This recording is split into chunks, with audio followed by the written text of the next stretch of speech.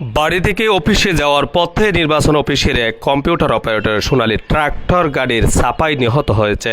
নিহত ব্যক্তি উকিয়া হলদিয়া পালং ইউনিয়নের জনাবালিপাড়ার ৮ নং ওয়ার্ডের বাসিন্দা আব্দুল গফুরের ছেলে আব্দুর রহমান বলে জানা গেছে।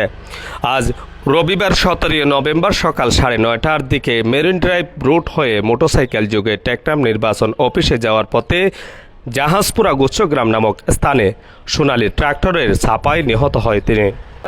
ট্রেনাতে আসতেছিলাম, আমার চোখের সামনে মানে ট্রাক্টরটা আগে আসিল, হুন্ডাটা পিছনে আসিল।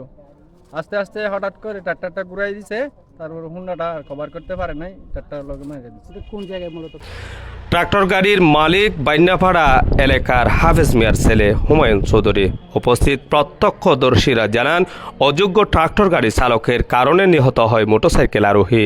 9:30 রিক্কা করি 9:18 আর মাদ্রাসার পয়েন্টর আই 10 মিনিট আল্লাহ বিরতি দিয়ে ফানাহিম বলি হয়ে রাস্তার উপরে বেরোই।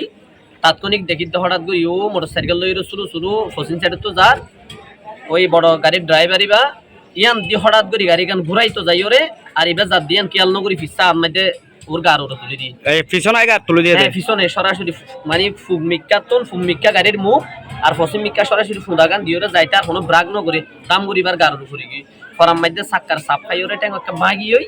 আর মোটরসাইকেলের হেলমেট আছে, হেলমেট ক্লিয়ার ঘুরিয়ে বাদি বা ফসন চাটে কারো থরি গিয়ে তাৎক্ষণিক এলাকার হতো মহিলা টহিলা জমির আর দুইজনে ওরে সরাসরি দড়ি ওরে হনো কিছু সারা আর দড়ির হাসপাতালে দানি আনতে ফুরান ভাড়া পর্যন্ত আসি ও 2-3 বার এভাবে একটু সোলাম মাইছে সোলাম মারাম মাই দূর ফরান গিয়ে এতটুকু আর দেখা আর কি। ঘটনার পরপরই মুমূর্ষু অবস্থায় শামলাপুর হাসপাতালে নিয়ে আসার পথে মারা যায় তিনি। পরে তাকে বাহারছড়া তদন্ত কেন্দ্রে নিয়ে আসা হয় পুলিশের তদন্তের জন্য।